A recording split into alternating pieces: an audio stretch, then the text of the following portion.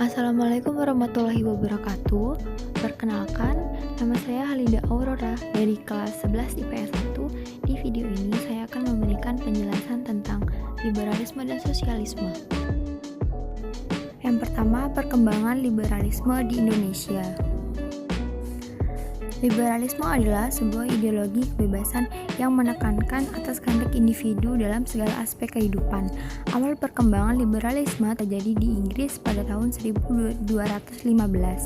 Paham liberalisme ini mulai mencuat kembali dan banyak digunakan sebagai landasan dalam beberapa revolusi. Revolusi Inggris, Revolusi Amerika, dan Revolusi Perancis. Adapun praktik liberalisme dapat dibagi menjadi 4 bidang. Yang pertama, bidang politik. Sistem liberal ini perlu dilindungi dengan undang-undang, hukum, parlemen, dan sebagainya. Dengan demikian, yang berlaku di negara tersebut adalah demokrasi liberal seperti diterapkan di negara-negara Eropa Barat dan Amerika Serikat. Bidang yang kedua yaitu bidang ekonomi. Penerapan liberalisme dalam bidang ekonomi terlihat dengan adanya ekonomi bebas. Pemerintah tidak menekankan pada kebebasan setiap individu. Semboyan kaum liberal, laissez-passer, le monde va de lui-même, artinya produksi bebas, perdagangan bebas, dunia akan berjalan sendiri. Bidang yang ketiga adalah bidang agama. Paham liberalisme beranggapan bahwa masalah agama merupakan masalah pribadi. Dengan demikian, golongan liberal menghendaki kebebasan memilih agama dan menjalankan ibadah menurut agama yang dianutnya. Bidang yang keempat yaitu bidang sosial budaya. Dalam masyarakat liberal ada daerah yang disebut dengan personal space. Masing-masing individu harus menghargai personal space ini. Yang kedua, pokok-pokok liberalisme. Ada 3 nilai yang mendasar dari ideologi liberalisme, yakni kehidupan, kebebasan, dan hak milik, life, liberty, and property. Di bawah ini adalah nilai-nilai pokok yang bersumber dari 3 nilai dasar liberalisme tadi. Nilai-nilai pokok liberalisme. Pemerintah tidak boleh bertindak menurut kehendaknya sendiri, tetapi harus bertindak menurut kehendak rakyat. Government be the concern of the people or the governed. Selanjutnya, setiap penyelesaian masalah-masalah yang dihadapi, baik dalam kehidupan politik, sosial, ekonomi, kebudayaan, dan kenegaraan dilakukan secara diskusi dan dilaksanakan dengan persetujuan di mana hal ini sangat penting untuk menghilangkan egoisme individu. Treat the others reason equally. Kemudian, kesempatan yang sama. Hold the basic equality of all human beings.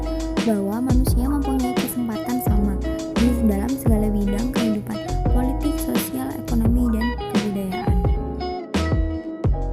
Kemudian, maka untuk menciptakan rule of law harus ada patokan terhadap hukum tertinggi, undang-undang, persamaan di muka umum, dan persamaan sosial. Lalu, yang menjadi pemusaran kepentingan adalah individu, the emphasis of individual. Negara hanyalah alat, the state is instrument. Yang terakhir adalah dogmatisme. Hal ini disebabkan karena pandangan filsafat dari John Locke yang menyatakan semua pengetahuan itu berdasarkan pada pengalaman. Dalam pandangan ini, kebenaran itu adalah berubah.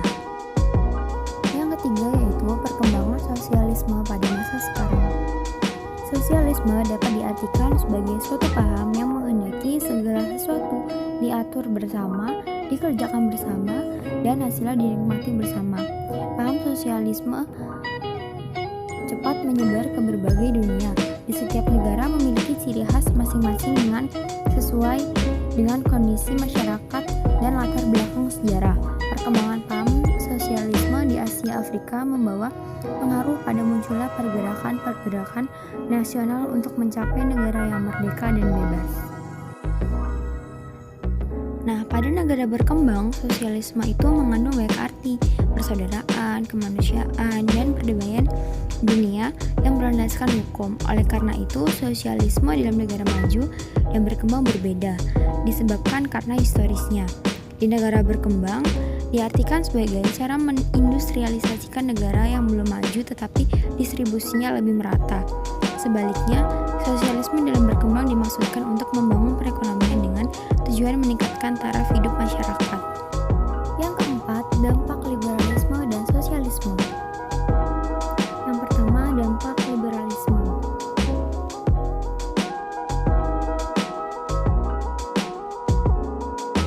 Dampak positif liberalisme yaitu kebebasan dalam berdemokrasi, yang kedua kebebasan sistem multipartai, yang ketiga yaitu kemajuan dalam sektor industri.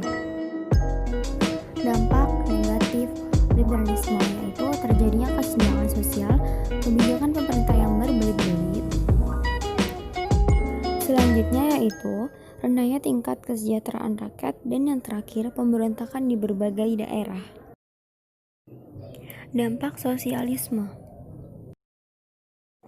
Dampak negatif dari sosialisme yaitu sektor swasta dan industri kurang berkembang. Yang kedua, hak milik pribadi atas alat-alat produksi mesin diakui secara terbatas. Yang ketiga, pertumbuhan ekonomi menjadi lebih rendah.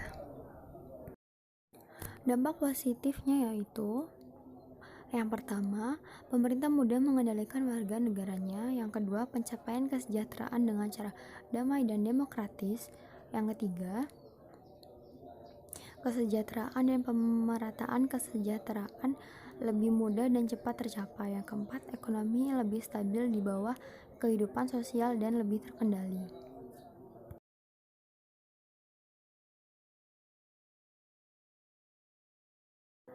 Sekian video pembelajaran dari saya, semoga bisa dipahami dan terima kasih. Wassalamualaikum warahmatullahi wabarakatuh.